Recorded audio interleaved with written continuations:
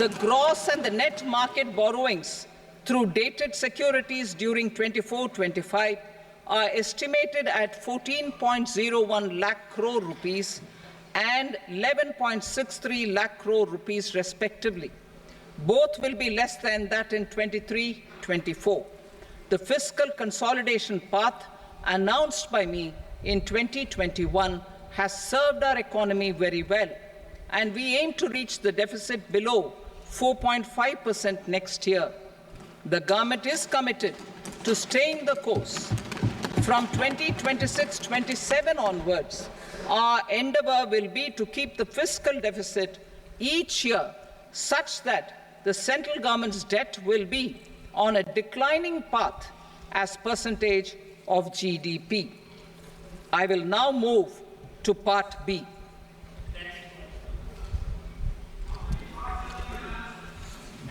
Indirect taxes. Sir, I start with GST.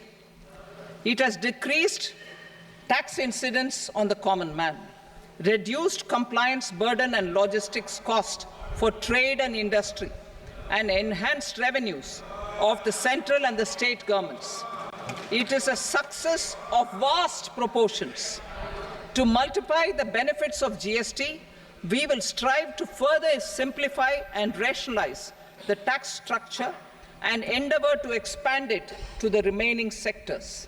My proposals for customs duties intend to support domestic manufacturing, deepen local value addition, promote export competitiveness, and simplify taxation while keeping the interest of the general public and consumers surmount. In Budget 22-23, we reduced the number of customs duty rates. I propose to undertake a comprehensive review of the rate structure over the next 6 months to rationalize and simplify it for ease of trade, removal of duty inversion, and reduction of disputes. I shall now take up sector-specific customs duty proposals. Medicine and medical equipments. To provide relief to cancer patients, I propose to fully exempt 3 more medicines from customs duties.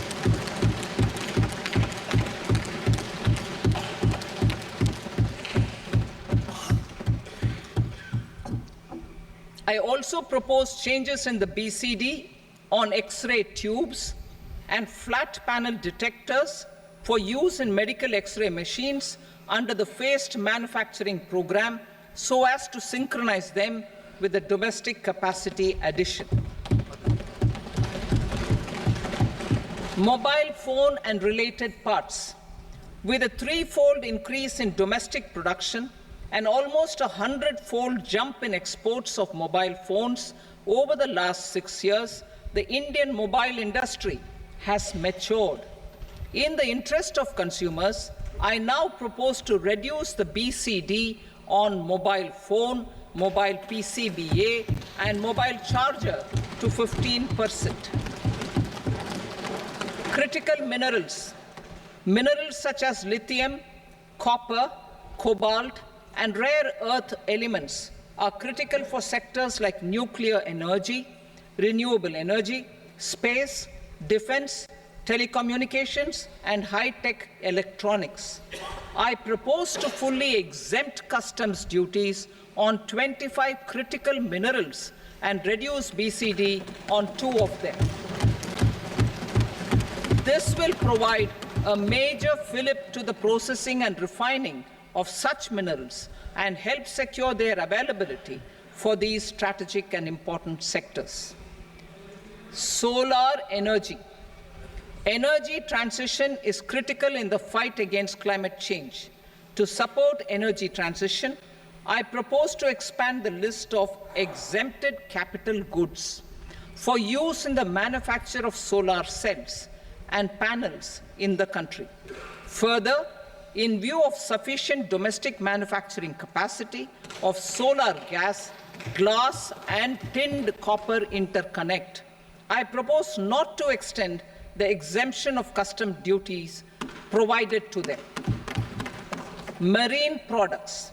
India's seafood exports in the last financial year touched an all-time high of more than 60,000 crores of rupees.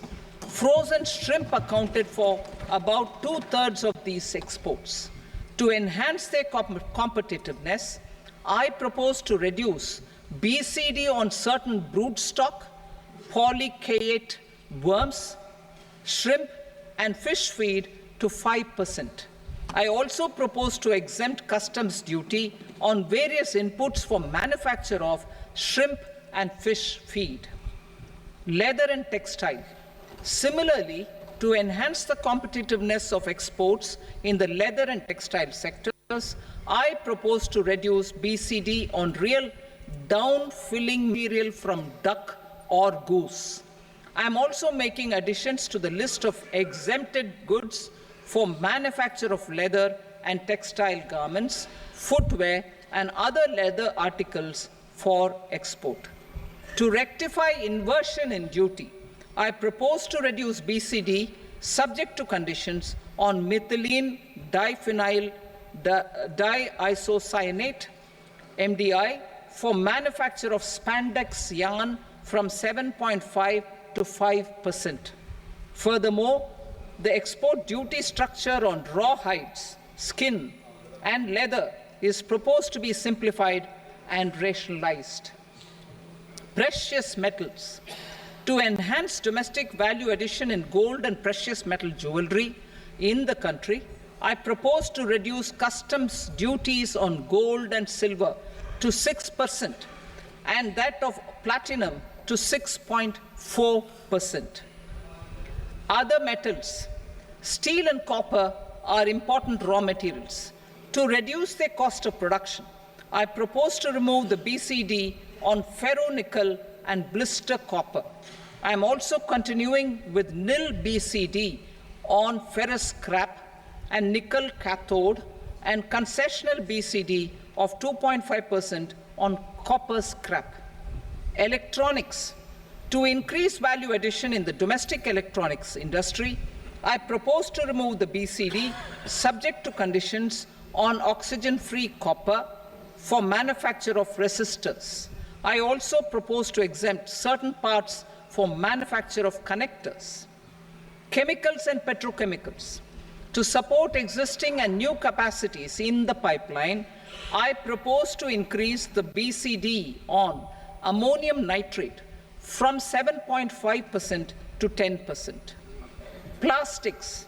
PVC flex banners are non-biodegradable and hazardous for environment and health. To curb their imports, I propose to raise the BCD on them from 10 to 25%.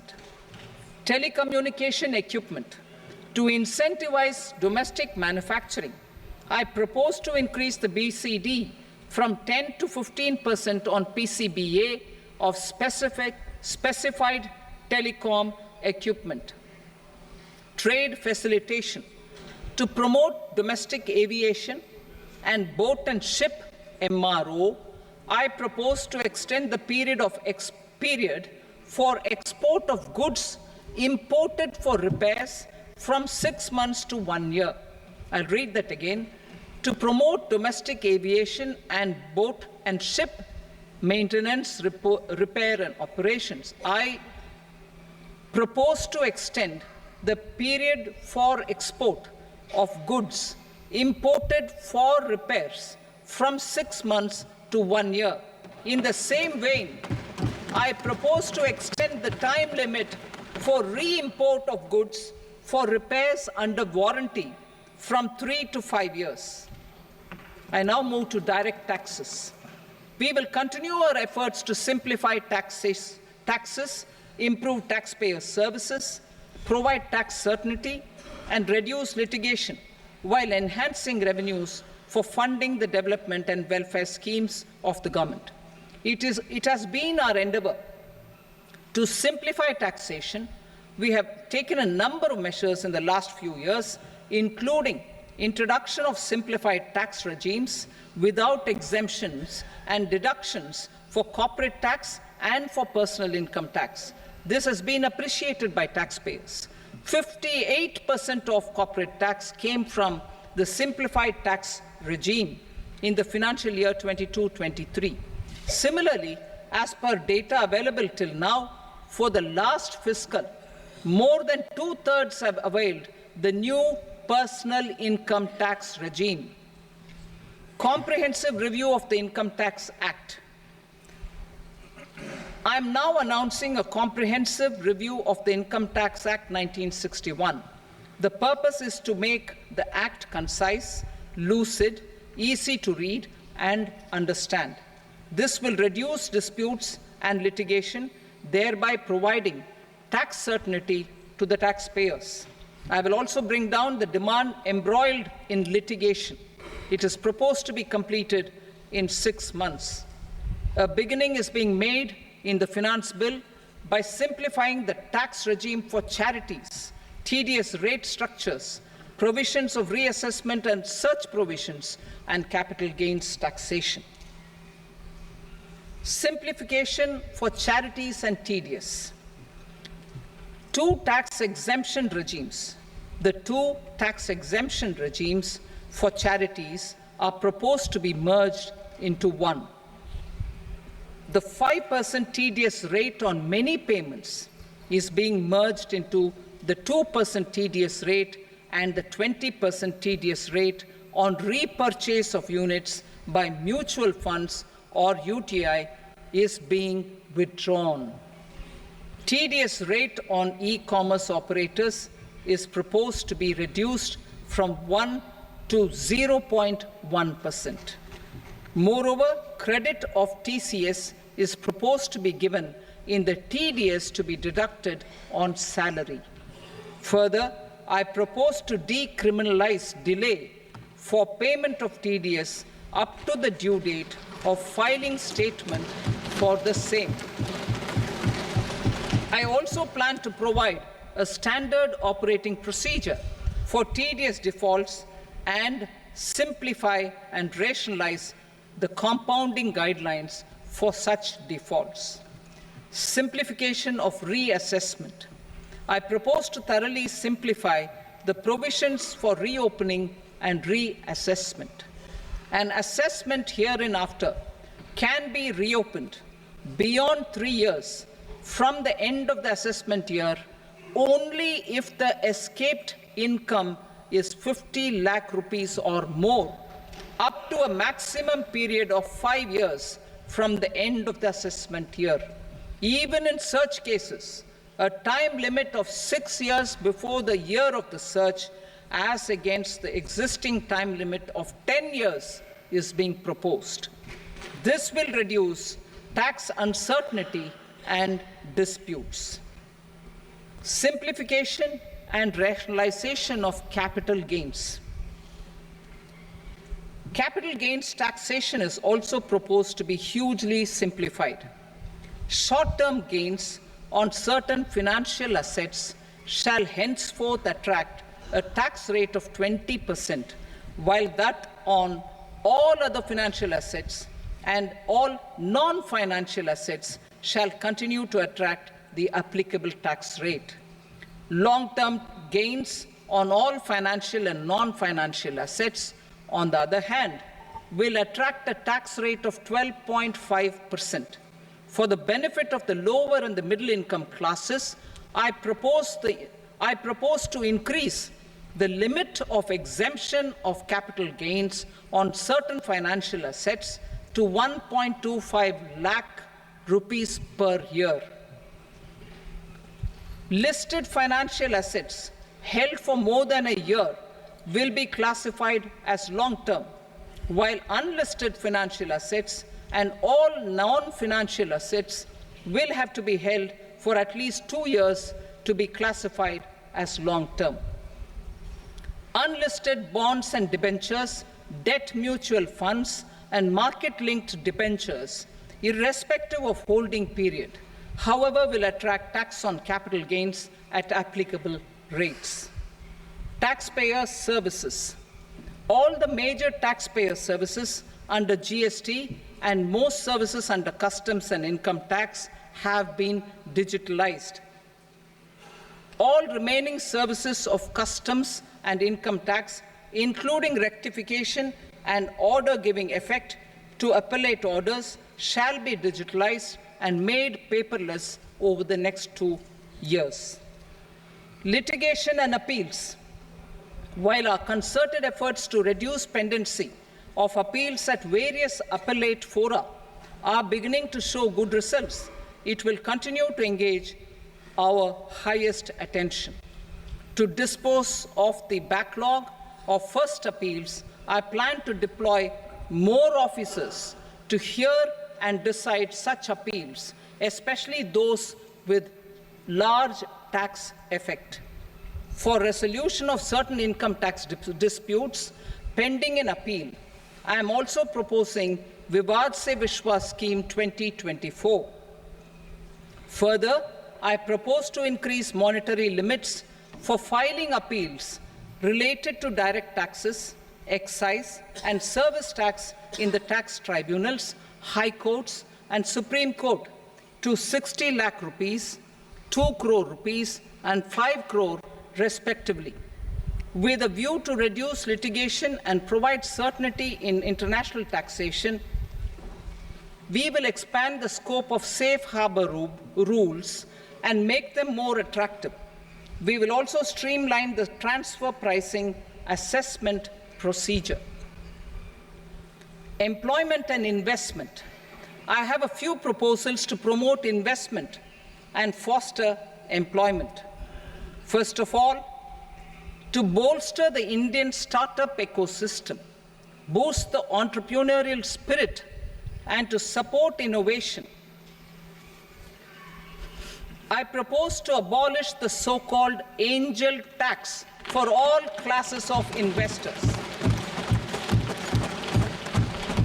Second, there is tremendous potential for cruise tourism in India. To give a fillip to this employment-generating industry, I am proposing a simpler tax regime for foreign shipping companies operating domestic cruises in the country. Third,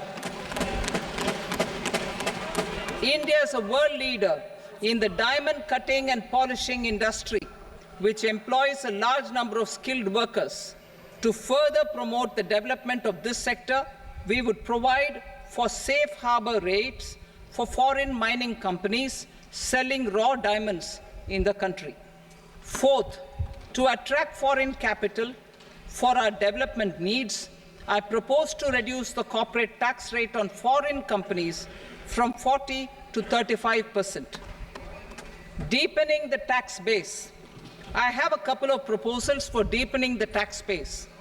First, security transaction tax on futures and options of securities is proposed to be increased to 0.02% and 0.1% respectively.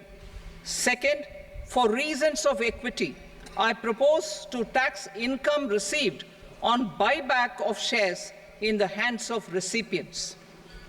Other proposals.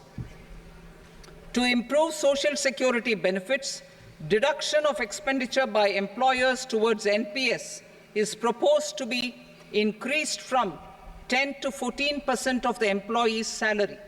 Similarly, deduction of this expenditure up to 14% of salary from the income of employees in private sector, public sector banks, and undertakings opting for the new tax regime is proposed to be provided. Indian professionals working in multinationals get ESOPs and invest in social security schemes and other movable assets abroad. Non-reporting of such small foreign assets has penal consequences under the Black Money Act. Such non-reporting of movable assets up to 20 lakh rupees is proposed to be depenalized. Other major proposals in the finance bill relate to withdrawal of equalization levy of 2%, expansion of tax benefits to certain funds and entities in IFSCs, and immunity from penalty and prosecution to Benamidar on full and true disclosure so as to improve conviction under the Benami Transaction Prohibition Act 1988. Personal income tax. Coming to personal income tax rates, I have two announcements to make for those opting for the new tax regime. First, the standard deduction for salaried employees is proposed to be increased from 50,000 to 75,000 rupees.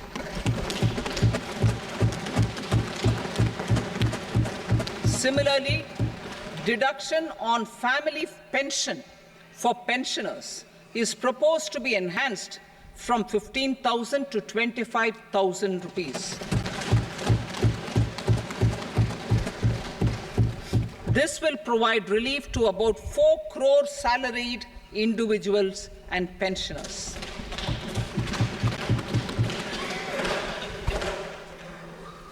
Second, in the new tax regime, the tax rate structure is proposed to be revised as follows: 0 to 3 lakh rupees, nil; 3 to 7 lakh rupees, 5%; 7 to 10 lakh rupees, 10%; 10 to 12 lakh rupees, 15%; 12 to 15 lakh rupees, 20%; and above 15 lakh rupees, 30%.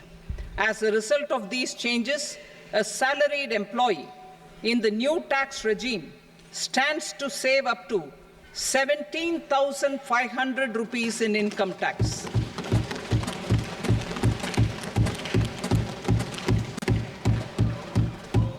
Apart from these, I am also making some other changes as given in the annexure. As a result of these proposals, revenue of about 37,000 crore, that is 29,000 crore in direct taxes and 8,000 crore in indirect taxes, will be foregone, while revenue of about 30,000 crore rupees will be additionally mobilized. Thus, the total revenue foregone is about 7,000 crores annually. Mr. Speaker, sir, with this, I commend the budget to this august House. Jai Hind.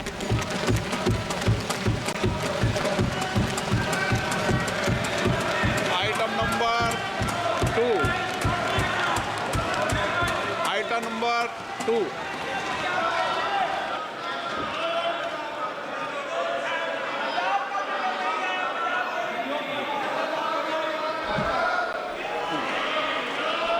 Sir, with your permission, I rise to lay on the table the following statements under Section 3 of the Fiscal Responsibility and Budget Management, FRBM Act 2003, Medium-Term Fiscal Policy cum Fiscal Policy Strategy Statement and Macroeconomic Framework Statement.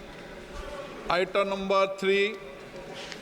Sir, with your permission, I rise to move for leave to introduce the Finance Number 2 Bill 2024. प्रश्न ये कि विधेयक को पुनर्स्थापित करने की अनुमति प्रदान की जाए। जो सदस्य इसके पक्ष में हाँ कहें, जो सदस्य विरोध में ना कहें। मेरे विचार में निर्णय हाँ वालों के पक्ष में अनुमति प्रदान की जाती है। माननीय मंत्री जी, अब विधेयक पुनर्स्थापित करें। Sir, I introduce the bill. Item number 4. The Union Territory of Jammu and Kashmir budget. Sir, I rise to present a statement, Hindi and English versions, of the estimated receipts and expenditure of the Union Territory of Jammu and Kashmir for the year 24-25. सभा की कार्रवाई कल बुधवार दिनांक 24 जुलाई 2024 को प्राप्त 11 बजे तक के लिए स्थगित की जाती है।